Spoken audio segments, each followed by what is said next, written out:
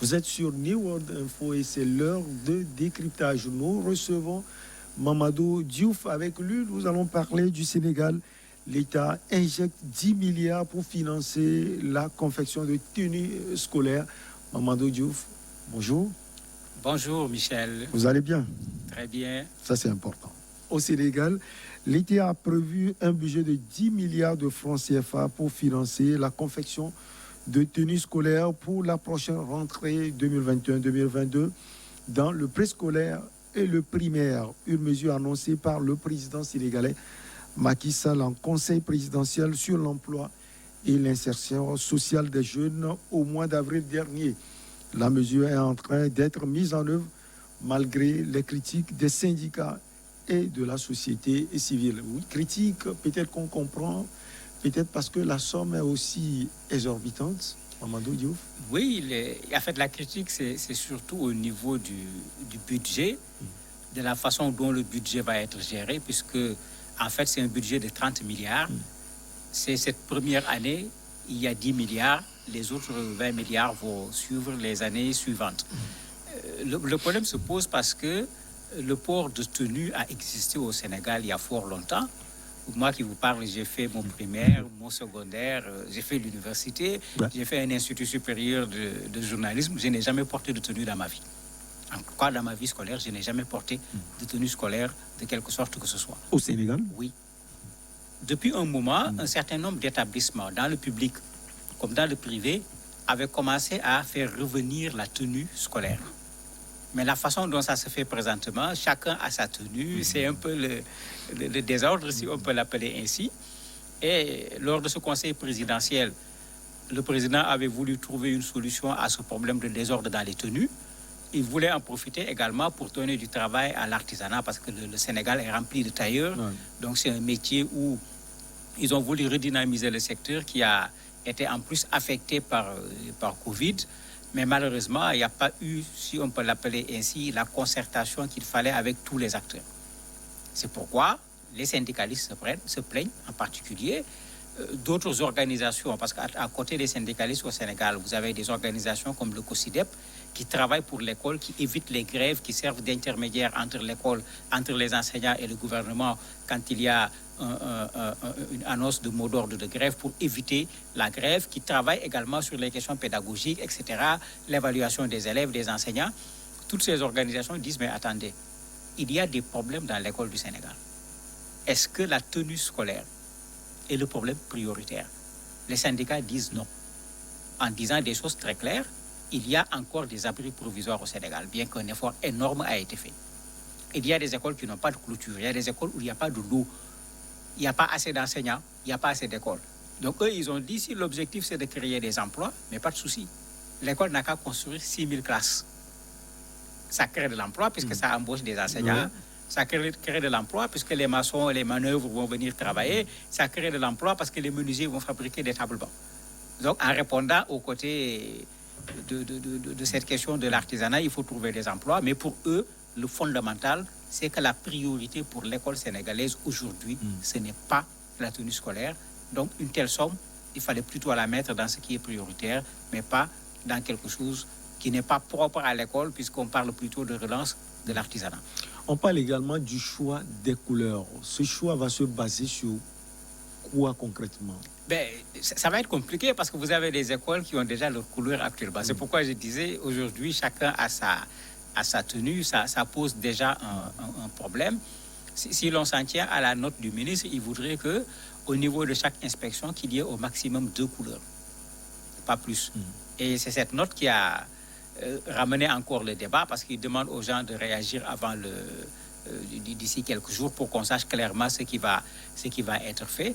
Et c'est la note qui montrait qu'on est dans une dynamique de mise en œuvre de ce qui avait été dit en avril, qui avait été critiqué, pas trop fortement à l'époque, mais face à la mise en œuvre, les gens ont commencé à dire mais non, d'autres problèmes sont là pour l'école sénégalaise, il vaut mieux s'en occuper que de s'occuper de ces problèmes. Et certainement, le choix des couleurs, c'est pour faire en sorte qu'il y ait une certaine harmonie dans les tenues scolaires. Parce que quand vous allez aujourd'hui au Sénégal, vous avez des écoles qui ont une tenue, un uniforme en bonne et due forme, un pantalon, une chemise. Vous avez des écoles qui n'ont pas fait une tenue, ils ont fait une blouse, quel que soit ce que l'élève porte.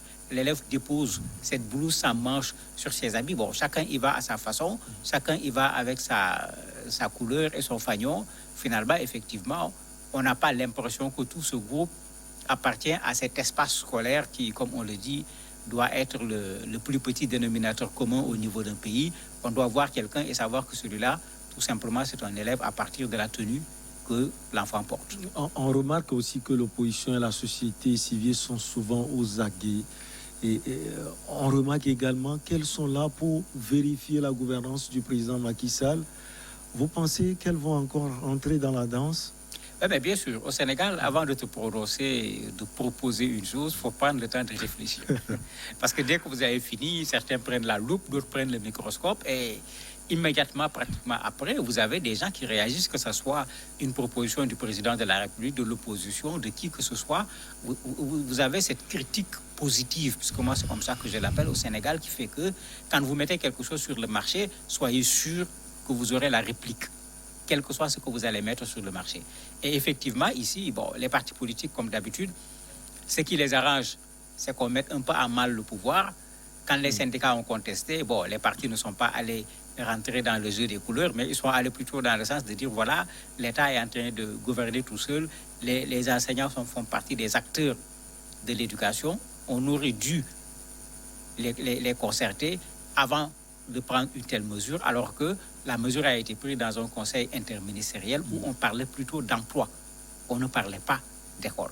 C'est vrai que c'est une façon de résoudre quand même un problème au niveau de l'artisanat, mais je crois que les enseignants en particulier n'ont pas tort.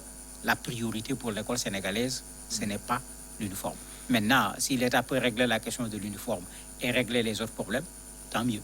Et comme vous l'avez dit, ce sont les couturiers qui sont favorisés. Peut-être qu'une autre loi va venir pour favoriser les cordonniers. Ben, ça va être compliqué. Il y a des équilibres finalement.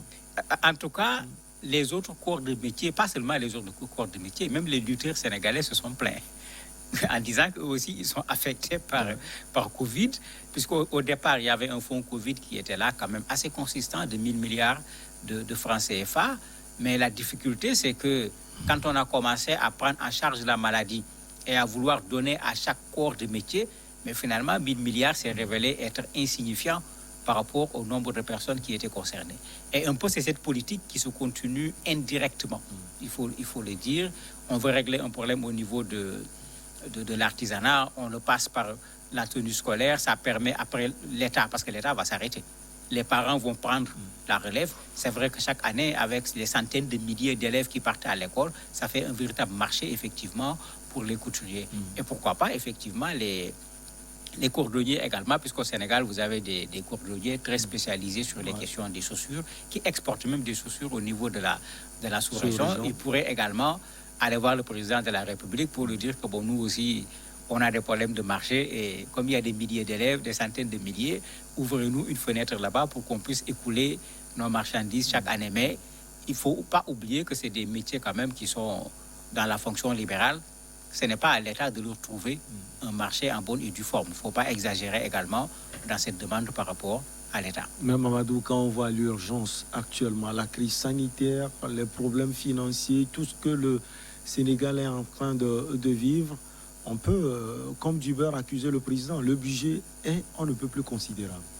Ben, considérable, c'est vrai, mais s'il est supportable, parce que c'est ça qu'il faut résoudre, si c'est supportable, pour moi, le problème de l'argent ne se pose pas en ce moment. Parce qu'il ne faut pas oublier que pour Covid, l'État sénégalais n'y est pas allé seul, comme dans tous les pays du monde. Les partenaires financiers ont participé. Et au Sénégal, il y a eu un énorme élan de participation des populations. Aussi bien en mettant de l'argent à la disposition de l'État qu'en allant sur le terrain résoudre les problèmes. Mettre de l'eau là où il n'y en avait pas, donner des gels, donner des cache-nez, etc. Il y a tout un ensemble d'efforts qui ont été faits, de sorte que l'État sénégalais n'a pas supporté seul cette facture du Covid, si on peut l'appeler ainsi. Maintenant, le vrai problème de fond ici, ce n'est pas la quantité d'argent, mais c'est plutôt, on vient mettre au niveau de l'école et on n'a pas regardé c'était quoi la priorité de l'école. Puisque c'est un peu ça la plainte des enseignants, d'un certain nombre de critiques. Le problème qu'ils posent, c'est moins l'enveloppe que le fait qu'on amène une enveloppe pour laisser le fondamental et aller s'occuper de l'accessoire, puisque c'est de cette façon que les gens présentent cela, et les gens n'ont pas tort, parce que même avec Covid, vous avez encore des écoles où il n'y a pas de l'eau.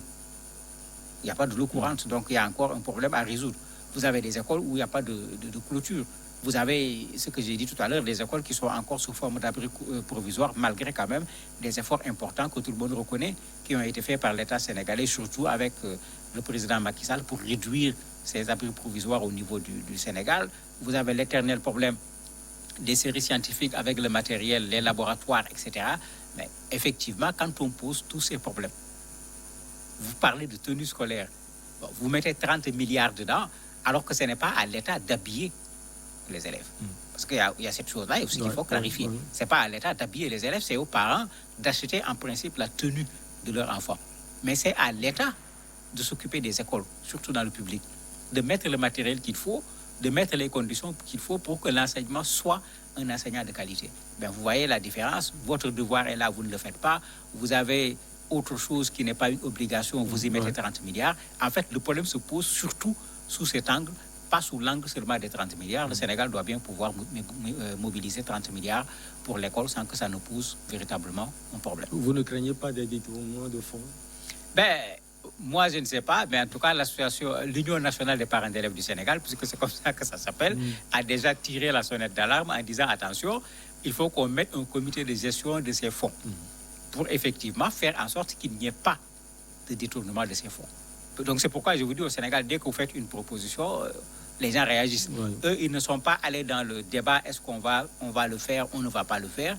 Mais pour eux, si ce fonds est mis à disposition, ils veulent qu'il y ait un comité de gestion qui s'assure de la transparence de la gestion des 10 premiers milliards qui vont être mis à disposition pour les tenues scolaires.